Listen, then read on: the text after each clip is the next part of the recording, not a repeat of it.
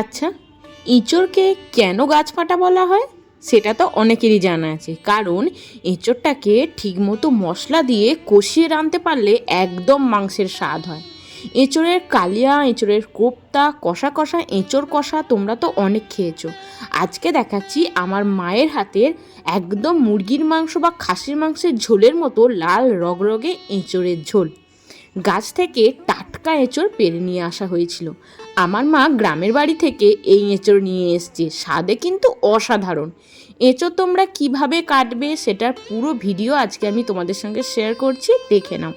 এঁচোড় কাটার সময় প্রথমেই দুটো বড় জায়গায় জল নিয়ে বসতে হবে, আর সঙ্গে কিছুটা সর্ষের তেল। এঁচোড়টাকে কেটে নিয়ে একটা বড় জলের জায়গা বা বোলের মধ্যে এঁচোড়গুলোকে কিন্তু এরমভাবে ডুবিয়ে রাখতে হবে। এঁচোড়ে কিন্তু প্রচুর পরিমাণে আঠা থাকে, এঁচোড়টা জলের মধ্যে একবার ডুবিয়ে রাখলে আঠাটা কিন্তু চলে যায়। তারপর দুই হাতে ভালো করে সর্ষের তেল মেখে ওই জল থেকে তুলে রাখা এঁচোড়টার খোলাগুলোকে কিন্তু ছাড়িয়ে দিতে হবে। আর একটা বলে যে আমি জল নিয়েছি, এই জলের মধ্যে অল্প একটু নুনও মিশিয়ে রেখেছি। এই নুন জলের মধ্যে এঁচোড় ভিজিয়ে রাখলে এঁচোড়ের আঠাটা কিন্তু বেরোনো বন্ধ হয়ে যায়।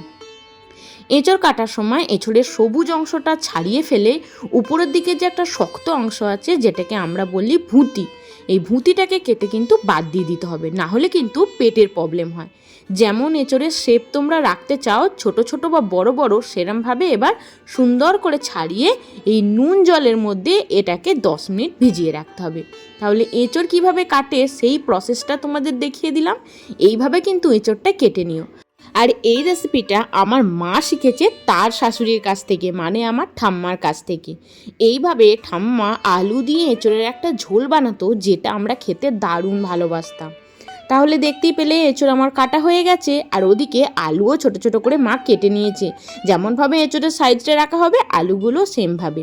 তারপর কড়াইয়ের উপর জল গরম করে অল্প একটু নুন আর হলুদ দিয়ে এঁচোড়টাকে সেদ্ধ করে নিচ্ছি।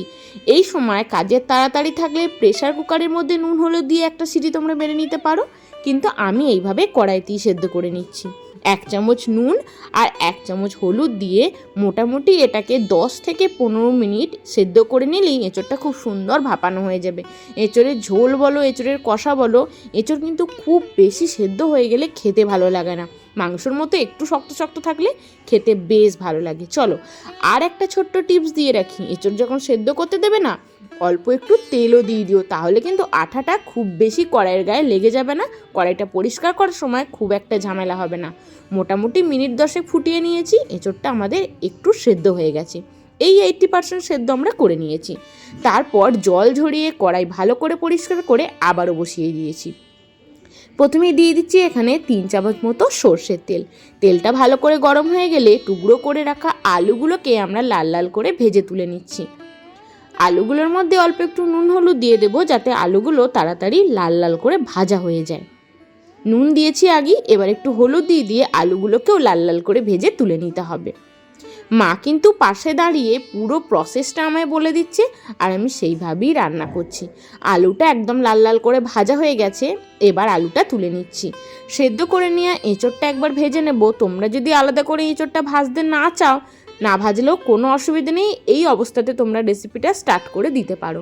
আমি এঁচোড়টাকে আরেকবার ভেজে নেব, এতে টেস্টটা কিন্তু আরও ভালো আসে। নুন হলুদ দিয়ে সেদ্ধ করা এঁচোড়টাকে আরেকবার ভালো করে আমরা নাড়াচাড়া করে ভেজে নিচ্ছি। এই মিনিট 2 মতো গ্যাসের ফ্লেমটা লো টু মিডিয়ামে করে উল্টো পাল্টা করে একটু নেড়ে নিলেই কিন্তু এঁচোড়টা ভাজা হয়ে যাবে। যখন এঁচোড়ের কালারটা একটু চেঞ্জ হবে আমরা বুঝতেই পারবো এঁচোড় কিন্তু আমাদের ভাজা হয়ে গেছে। তুলে নিলাম। তারপর কড়াইয়ের উপর আবারও দিয়ে দিচ্ছি সর্ষের তেল।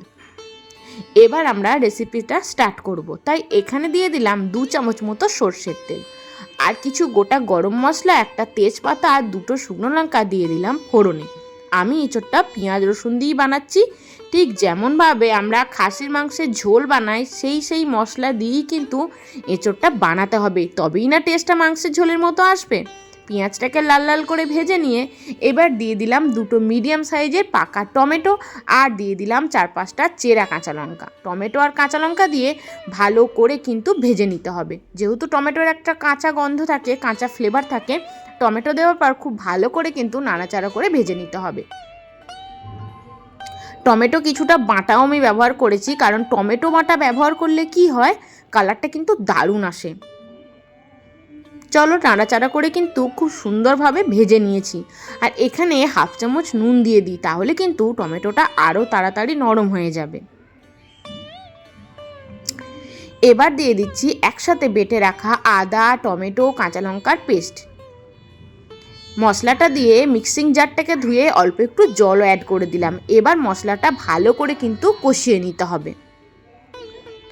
নাড়াচাড়া করে ভালো করে কষিয়ে নেব। এছাড়াও ঢাকা দিয়ে দিয়ে আমরা মশলাটা কিন্তু কষিয়ে নেব। মশলা যত ভালো করে কষানো হবে ফ্লেভারটা তত ভালো আসবে। ঠিক মাংস রান্না করার সময় যেমনভাবে আমরা মশলা কষিয়ে কষিয়ে মাংসটা রান্না করি, ইঁচোড়টাকেও কিন্তু সেইভাবেই রান্না করতে হবে। এবার যে রেগুলার মশলাগুলো আমরা ইউজ করি, যেমন হলুদ গুঁড়ো, কাশ্মীরি লঙ্কার গুঁড়ো, জিরে গুঁড়ো, ধনে গুঁড়ো, এগুলো দিতে শুরু করব। আমি সবই চা চামচের মাপ করে দিচ্ছি। 2 টিস্পুন মতো দিলাম হলুদ গুঁড়ো, এবার 2 টিস্পুন মতো দিয়ে দিচ্ছি কাশ্মীরি লঙ্কার গুঁড়ো, তারপর 1 টিস্পুন মতো দেবো আমি জিরে গুঁড়ো। মশলাগুলো ভালো করে কিন্তু নাড়াচাড়া করে কষিয়ে নিতে হবে। গ্যাসের ফ্লেমটা এই সময় কিন্তু একদম লো করে নিও, না হলে কড়াইয়ের গায়ে লেগে যাওয়ার চান্স থাকে। গ্যাসের ফ্লেমটা প্রথমে লো করেছিলাম, তারপর ফ্লেমটা একটু বাড়িয়ে মশলাটা ভালো করে কষিয়ে নিচ্ছি। একদম লাল লাল করে মশলা কষানো হয়ে গেলে একসাথে ভেজে রাখা আলু আর ইঁচড় একসাথে দিয়ে দিলাম। তারপর মাংস যেমন মশলায় দেওয়ার পর কষাই, সেরমভাবে কিন্তু ধৈর্য নিয়ে আমাদের ইঁচড় আলু একসঙ্গে ভালো করে কষিয়ে নিতে হবে। আর পাশে আমি গরম জলটাও বসিয়ে দিয়েছি। ঝোল যখন বানাবো, ঝোলের যে জলটা দেবো সেটা অবশ্যই গরম জল দিতে হবে। ঠান্ডা জল দিলে কিন্তু টেস্টটা একদম নষ্ট হয়ে যাবে। ঢাকা দিয়ে দিয়ে মোটামুটি মিনিট 10 পর্যন্ত আলু ইঁচড় ভালো করে কষিয়ে নিয়েছি। কালারটা দেখে বুঝতেই পারছো, একদম মনে হচ্ছে না এটা মাংস রান্না হচ্ছে, কোনোভাবেই মনে হচ্ছে না কিন্তু এটা আমরা ইঁচড়ের ঝোল বানাচ্ছি। বেশ কিছুক্ষণ কষানো হয়ে গেলে যতটা ঝোল রাখবো ততটা গরম জল এখানে এবার দিয়ে দিচ্ছি। ভিডিওটি কিন্তু অবশ্যই তোমরা শেষ পর্যন্ত দেখতে থেকো। ভিডিওর শেষে একটা স্পেশাল মশলা আমার ঠাকুমা এই ঝোলটার মধ্যে দিত, তার জন্য এই ইঁচড়ের ঝোলটার এত স্বাদ হতো। অবশ্যই তোমাদের সঙ্গে শেয়ার করব, পুরো ভিডিওটা দেখতে থাকো। তাহলে গরম জল দিয়ে ঢাকা দিয়ে দিলাম। একদম ভালোভাবে কিন্তু ফুটে গেছে। আলু ভালো করে ভেজে রেখেছিলাম, এঁচড় তো সেদ্ধ করেই ভাজা ছিল, তাই দুটোই খুব ভালোভাবে কিন্তু একদম সেদ্ধ হয়ে গেছে। এই সময় আমরা কি করব, শিলপাটায় বেটে নেওয়া গোটা গরম মশলা বাটা এখানে দিয়ে দেব। এই বাটা গরম মশলাটা দিলে এর যে স্বাদটা একদম দ্বিগুণ বেড়ে যায়। আমি শিলপাটায় বেটেছি, তোমরা চাইলে একটু জল দিয়ে ভিজিয়ে রাখবে। এলাচ, দারচিনি, লবঙ্গ, একটা তেজপাতা এই ভিজিয়ে রেখে একটা মিক্সিং জারের মধ্যেও তোমরা বেটে নিতে পারো। আমি এটা শিলপাটায় বেটেছি। এই বাটা গরম মশলাটা দেওয়ার পর স্বাদটা দুর্দান্ত হয়। এইভাবে একবার এঁচড়ের ঝোল বানিয়ে খেও, তারপর আমাকে জানিও তোমাদের কেমন লাগলো। রেসিপি কেমন লাগলো জানিও। সবাই খুব ভালো থেকো।